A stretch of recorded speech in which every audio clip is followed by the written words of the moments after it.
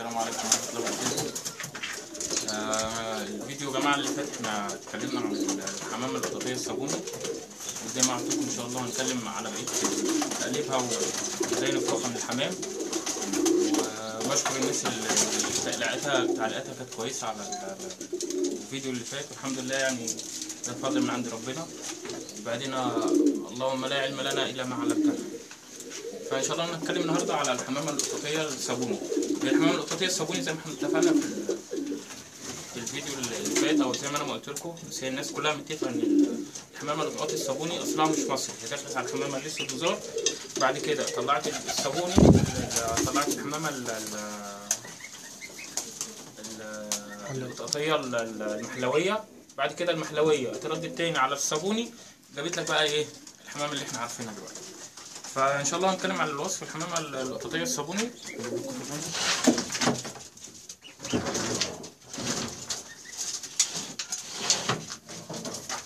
لما نتكلم على الحمامه القططي الصابوني هننسى او هنفصل عن دماغنا الحمام الصابوني اللي احنا بنشوفه في السوق او عند بعض الغوايه، اللي هو بيبقى فيه عيوب واضحه قوي ما يعرفهاش الا الغاوي اللي هو ايه عارف تقليب الحمامه كويس، اللي هي بص تلاقي العمه بتاع الحمامه الصابوني سارحه او مش موجوده تقريبا، وتلاقي الحمامه كل الحمامه كلها يا بيضه يا مخوصه، يقول لك دي قطقطي صابوني. وبعدين عظمتها مش قطعه، مش زي الصوافات، هي الحمامه الصابوني دخلوها على الصوافات، بس الحمامه القطقطيه الصابوني مش قطعه. نخلينا في الحمامه اللي معانا. الحمامه القطقطيه الصابوني بيبقى لونها رصاصي رمادي، الرمادي اللي هو فاتح اللي قريب من الابيض. بص الحمامه عامله ازاي، ما فيهاش ايه، كل الحمامه لونها رصاصي رصاصي فاتح اللي هو قريب من الايه من الابيض. الفنيار بتاعها ابيض، تمام اهو الفنيار بتاع الحمامه كله ايه، كله ابيض. ادي الفنيار او الطو او اي يعني كل غاوي زي ما ايه ما هو عارف تسميته، بس هو ده اسمه الفنيار، بيبقى لونه ابيض. الحمامه مش مخوصه، ما فيهاش ريش ابيض. السلاح والديل اخر الديل بيبقى بلون العمه، لون العمه بتاعت الحمام، دي قطقطي الصابوني. لكن لو لقيت اي حاجه غير كده يبقى داخلها حمام، يخش مثلا عليها الصوافات، تبص تلاقي الحمامه ايه فيها ريش ابيض، فيها مش عارف ايه، وعظمتها بتبقى منمومه. لا الحمامه القطقطي الصابوني حمامه خشنه، وبعدين العظمه بتاعتها خارجه من النافوخ. ازاي؟ بص كده، لا يبقى فيها قرصه ولا يبقى فيها خنقه، ما تبقاش الحته دي ساقطه تحت. ده بيبقى عيب في الحمامه القطقطيه، يعني ممكن تلاقي فرد حمام تقليبه عالي ودماغه قد كده ومخنشر، وفرد حمام خشن بس فيه قرصه، القرصه دي تعيب فرد الحمام القطقطي او الخنقه. تمام. الحمامه الراس العظمايه تبقى طالعه من النافوخ كويس، وبيبقى فيها شكحه القطقطيه. الحمامه القطقطي الصابوني بيبقى فيها شكحه بيضه من قدام، شايف العظمه ما بتبقاش سودا، العظمه السودا دي بتبقى فين؟ بتبقى في لسه دوزار، ما بتبقاش عامله زي كده. دي يعني لونها مش اسمر، لونها رمادي برضو غامق، وفي شكحه في العظمايه. انا بتكلم على القطقطيه الصابوني. والضوافر بتاعته بتبقى بيضه زي كده، وفيها شكحه بسيطه، لو باينه في الفيديو، شايف عامل ازاي؟ ضوافره بيضه فيها شكحه بلون الجت. تمام. الضرب بتاع الحمامه القطقطيه، الضروب دي بتبقى ايه بقى؟ بتبقى المسافه اللي بين الجفن ده اهو، الجفن اهو، مش عارف هي باينه عندك ولا لا، النقطه اللي بين الجفن تمام وبين العين، ده اسم الضرب بيبقى لون التوب، مبدئيا بيبقى لون ايه التوب. دي وصف الحمامه ايه القطقطي. الحمامه بتبقى خشنه زي ما انت ما شايف كده. الحمامه القطقطي معروف ان هي حمامه صعيديه، حمامه ذكر، يعني سواء ذكر او نتايه حمامه خشنه، يعني حمامه قويه. بص، وبتبقى حمامه واقفه. يعني القطقطي الصابوني اللي انت تشوفه في السوق اللي مخوص او فيه اي عيوب، تبص تلاقي الحمامه ايه قاعده راكزه على ركابها كده زي الايه، زي الحمام الصافي بتاعنا، الحمامه الحلوه. لا دي داخلها قطقطي، يعني مش قطقطي صابوني، دي داخلها صوافه، داخلها اي حمامه ثانيه. اما القطقطيه الصابوني اللي احنا بنتكلم عليها اهي تاني، الحمامه بتبقى لونها رصاصي فاتح قوي قريب من الابيض، والفنيار بتاعها بيبقى لونه قريب من بيبقى ابيض كلوب، بيتقال عليه كلوب او الفنيار. الريش بتاع الحمامه الجناح مش بيبقى رمادي، بيبقى لون العمه كويس، بس مش السلاح كله. بص الحمامه لما تفرد السلاح بتاعها بيبقى عامل ازاي، لكن ما تجيش دي كلها سودا، الابيض ده ما يجيش اسود، او الرصاصي الفاتح ده القريب من الابيض ما يجيش اسود، وما تجيش الريشه حروف الريشه كده تبقى بيضه، لا ده بيبقى داخله حمام. الحمامه القطاطيه الصابوني اهي، ده تقليب الحمامه القطاطيه الصابوني. بعدين في حاجه في كلمه تقليب الحمامه دي، يعني انا شايف الاطلق كلمه تقليب دي كلمه يعني كوصف ممتازه جدا. ليه كلمه تقليب دي؟ يعني حاجه ايه يعني مختلفه، يعني بين كده وكده، يقول لك ايه تقلبات جويه مش عارف ايه، عنده مزاجه متقلب. معنى كلمه متقلب دي اللي هي ايه؟ اللي هي وصف الحمام. احنا تقليب دي بالنسبه للحمام هو مصطلح اطلقه غواة الحمام على كلمه تقليب، اللي هو يقدر يوصف الحمامه عن طريق يعني، او مش عن يعني ايه، عن شخصيته هو. يعني هو ايه يعني، دي وجهه نظري او وجهه نظر الشخصيه على تقليب الحمام، لكن ملهاش دعوه بالمواصفات القياسيه للحمام. يعني المواصفات القياسيه للحمام انا عايز اقول لك مثلا الاسود الزار، المواصفات القياسيه 1 2 3، لكن لما اجي اقول فلان بيقلب الحمامه يبقى بيشرح مواصفات الحمامه او مستوى الحمامه من وجهه نظره الشخصيه. ده تقليب الحمامه، ده معنى كلمه تقليب الحمامه.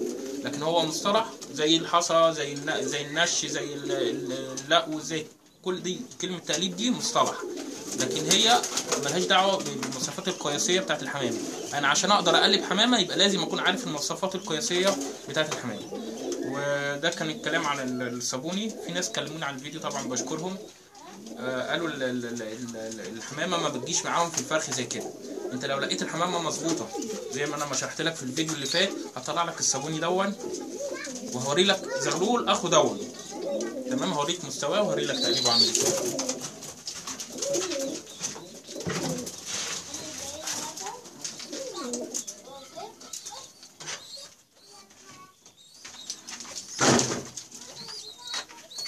ادي الزغلول الصابوني اللي الناس عايزين يفرخوا صابوني، تمام؟ ادي الزغلول اهو صابوني فاتح اهو خالص، العظمه بتاعته اهي ما شاء الله. ثواني امسك بص الحمام الزغلول عامل ازاي، شايف عظمته؟ ادي الكلام اهي، الشكحه اهي في الزغلول عشان تعرف ان هو طالع صابوني من صغره ولا لا. الشكحه اللي وريتها لك من شويه، وادي لون الضوافر برضو ايه ابيض اهي زي ما انا وريتها لك برضو في الفرد التاني. استنى بقى يا عم الزغلول اهو، لون الضوافر اهي بيضه بشكحه زي العضمايه. ده برضو زغلول تاني ما شاء الله صابوني، عشان الناس اللي عايزه تفرخ صابوني. الناس اللي كلموني قالوا احنا بنلاقي الحمام الفاتح على بعضه وما بيفرخناش الحمامه دي.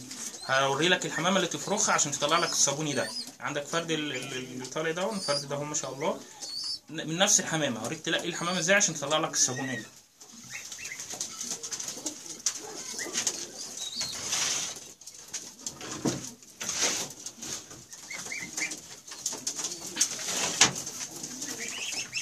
دي نتايه مش السمكه فاتحه قوي، تمام؟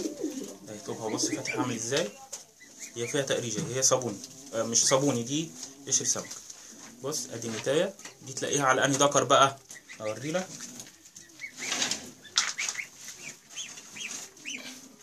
هتلاقيها على الذكر ده، شايف طوبه عامل ازاي؟ فرد حمام فاتح قشر سمك اهو، بس طوبه شايف طوبه عامل ازاي؟ طوبه فاتح اهو، تمام؟ هتلاقي الفاتح دون على بعضه هيطلع لك الايه؟ الحمامه الصابوني اللي انا وريتها لك. ما تجيش بقى تقوم ملاقي لي نتايه فاتحه زي كده، تمام؟ على ذكر قشر سمك برضو، بس يكون طوبها الطوب ده بالنسبه لنا غامق عشان يطلع لك الصابوني. ده هو طوب فاتح هو ما شاء الله، يعني نادر اول لما تلاقي نتايه فاتحه قطاطيه في السوق. دي نتايه اهي طوبها فاتح، بس ما ينفعش تلاقيها برضو على ذكر اغمق منها عشان تطلع الصابوني، لازم ذكر يكون افتح منها عشان تطلع الصابوني. الفرد اللي انا وريته لك اللي كنت بقلبه ظهره شايف ده ما تلاقوش في الفرد اللي احنا فرخناه، بس موجود في النتايه دي موجود في الذكر، بس الطوب فاتح. لما تلاقي الحمامتين على بعض هيلاقوا لك حمامتين زي اللي انا وريتهم لك، سواء الزغلول اللي لسه طالع او الايه او الفرد اللي انا كنت بوصف لك عليه دون.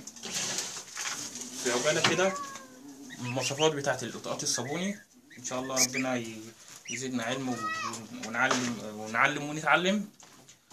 كان في واحد في الفيديو يعني واحد يعني سألني على الشكايم في الحمام الوزار. ال5 حمامات الوزار بتوعنا اساسي فيهم شكايم مبدئيا، يعني ال5 حمامات الوزار بتوعنا فيهم شكايم. ولذلك برضه لما هتيجي للصوافات كل ما الصوافة حمام تقليبها معروف، هي الصوافة بس بيزيدها جمال لما يكون فيها شكايم. تبص تلاقي فرد الحمام كأنك بتتفرج على الحمامة غير اللي في دماغك من الصوافات. كل ما يكون فيها الشكايم تاني، الشكايم دي أساسية في الخمس حمامات بتوعنا. وهقول لك دليل، كل ما يكون مستوى فرد الحمام عالي في الحمام الوزار لازم يبقى فيه شكايم، ده أساسي. هوريها لك برضو هنا.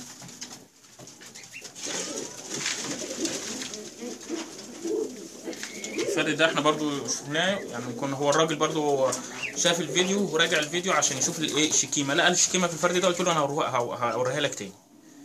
الشكايم كل ما فرد الحمام يكون عالي تلاقي فيه الشكايم. الشكايم دي بتبان اكتر في ايه يا جماعه؟ بتبان في النواعم، في الاصفر ورق والكلام ده كله بتبان الشكايم، بتبقى تحس ان الحمامه ليها لغد كده وفرقه الايه وفرقه ثواني اوريها لك برضو، هتلاقي في فرد تاني.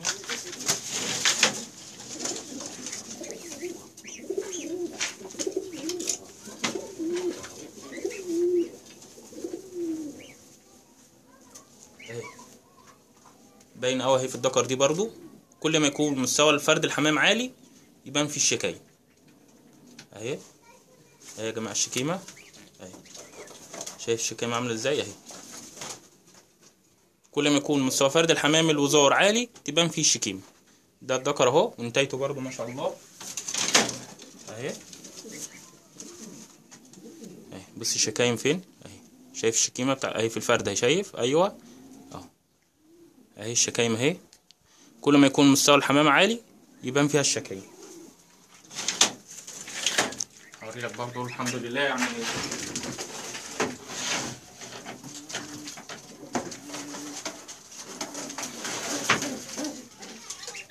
اهي الشكيمه اهي برضو. ده فرد مرقع برضو، الشكايم بتاعته اهي باينه اهي في فرد الحمام. اي فرد حمام مستوى عالي لازم يكون فيه شكايم. تمام.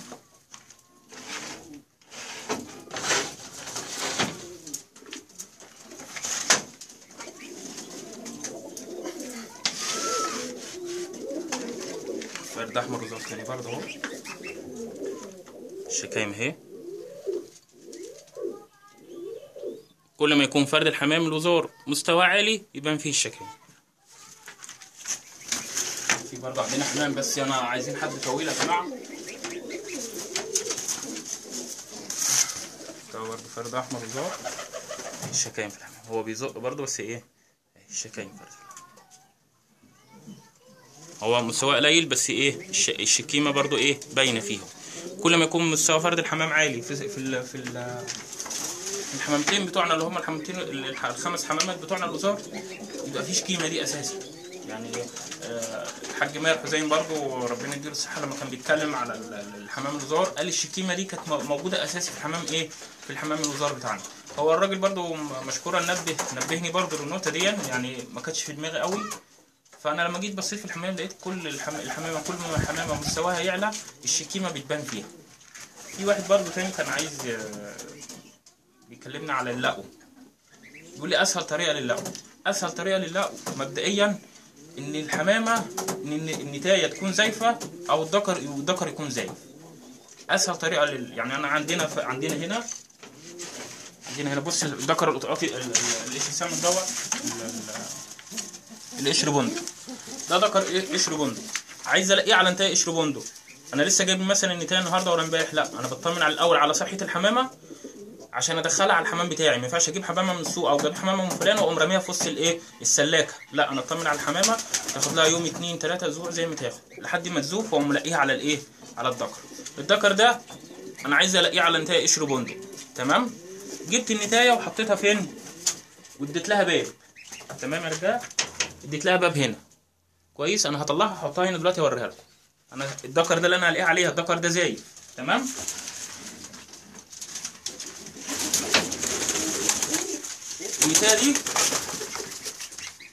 النتايه دي انا جايبها مثلا بقالها بتاع 10 15 يوم، تتحط بره السلاكه اطمنت صحتها كويسه تمام مظبوطه الحمد لله، واسيبها لحد ما النتايه تبقى زايفه. اول ما النتايه تزوف العين دي بتاعت الذكر هحطها هنا. العين دي بتاعت الذكر انا بحبس فيها الذكر اصلا، يعني العين دي انا الباب ده انا مديه للذكر عشان لما احط له النتايه ياخدها. بس قبل ما احط له النتايه لازم النتايه تكون زايفه. لازم النتايه تكون زايفه ليه يا جماعه بقى؟ عشان اللي احنا هنشوفه دلوقتي.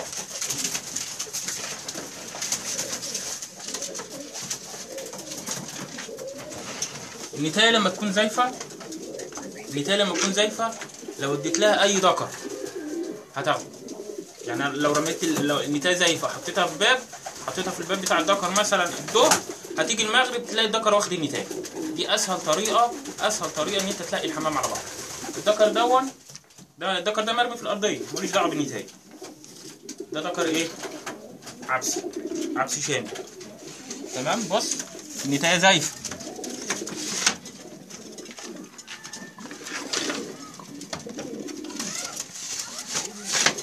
بص النتايه هتبقى عامله ازاي. هتبرش للذكر، لا ضربته ولا الذكر ضربها ولا اي حاجه. الحمامتين زايفين بس هم مترددين مننا عشان احنا واقفين قدامهم دلوقتي كده. دي اسهل طريقه للو، يعني ارمي الحمامتين في الارض، هتبص تلاقي ما شاء الله ايه الحمامه خلصت. دي اسهل طريقه للو، انك تسيب النتايه تبقى زايفه، بعد كده تقوم ملاقي النتايه ايه، تلاقي النتايه على الذكر. دي اسهل طريقه ان انت تلاقي الحمامتين مع بعض. تركن الحمامه لحد ما تتظبط وتسيبها تاكل برضه، تبقى صحتها كويسه عشان تحصل لك الحصوتين كويسين. الذكر بيبقى واخد الباب بتاعه، مجرد ما تحط له النتايه، طالما النتايه زايفه هتبص تلاقي النتايه ايه، الذكر ياخد النتايه من غير ما يضرب ولا يكسر، ولا تبص تلاقي النتايه دماغها متعوره ولا اي حاجه. وده كان الكلام. ربنا ييسر حاجه كده نقدر نصور لكم فيديو تاني. وبعدين في برضه حاجه انا عايز اقولها يا جماعه. انا تقليبي او وصفي للحمامه القطاطيه، هي دي الحمامه اللي موجوده اللي انت تقدر تفرخ منها. يعني الحمامه اللي انا وريتها لك القطاطيه دي الصابوني، لو لقيتها على فرد حمام اسود وزار هتطلع لك المحلاوي. انا بتكلم من وجهه نظري الشخصيه. الفرد اللي انا وريته لك دي المواصفات القياسيه من وجهه نظري. ليه؟ الاساسي في القطاطي احنا قلنا ان هو الصابوني اتلقى على الاسود وزار جاب لنا المحلاوي. لو حطيت اي فرد تاني مع الاسود وزار غير اللي كان في ايدي دلوقتي اديته للاسود وزار مش هيجيب لك محلاوي. ليه؟ عندك السلاح والديل والتقليب التكوين اللي انا وريته لك دون لما هتلاقيه على الاسود وزار هيجيب لك محلاوي. انا الفرد دون دلوقتي لو خدته لقيته النتايه اسود وزار هيطلع لك منها المحلاوي، مفيش كلام. الكلام ده خبر السنين، انا مش بقول كلام كده وخلاص. الحمام ده هلاقيه برضو تاني، واللي هيطلع منه برضو هصوره وهوريه لك، عشان ده مش كلام، ده عشق القطاطي دون. يعني من التسعينيات زي ما قلت لك في الفيديو اللي فات، هي دي شغلانتي وهوايتي وحبي للقطاطي بس. وان شاء الله الفيديو التاني اللي هتكلم فيه على القطاطه الصابونه هو مش هيبقى طويل. يعني القشر سمكه والمحلاوي كده احنا خلصنا من القطاطي الصابوني. وقلت لك الفرد اللي انا قلته لك القطاطي الصابوني دلوقتي لو اديته للاسود زار هيطلع لك محلاوي مظبوط. ده من وجهه نظري الشخصيه. وان شاء الله اتمنى الفيديو يكون عجبكم، وكل سنه وانتم طيبين، وربنا يعود علينا وعليكم الايام بخير. ورمضان ان شاء الله الناس كلها تقضيه في عباده بعيد عن المسلسلات، وخليك مش مع قناه مش عارفه ايه رمضان احلى، خليك مع الله احلى. والمسلسلات كلها بتتعاد بعد رمضان، المسلسلات كلها بتتعاد بعد رمضان، لكن صلاه التراويح ما بتتعادش بعد رمضان. هو في رمضان احنا بنصلي التراويح، ما ينفعش اصلي التراويح بعد رمضان. وان شاء الله اتمنى بفضل من الله سبحانه وتعالى نكون أمة لا إله إلا الله بخير، الشم يتلم، وكل سنة وانتم طيبين، واللي مزعل حد يصالحه، وكل سنة وانتم طيبين، والسلام عليكم ورحمة الله وبركاته.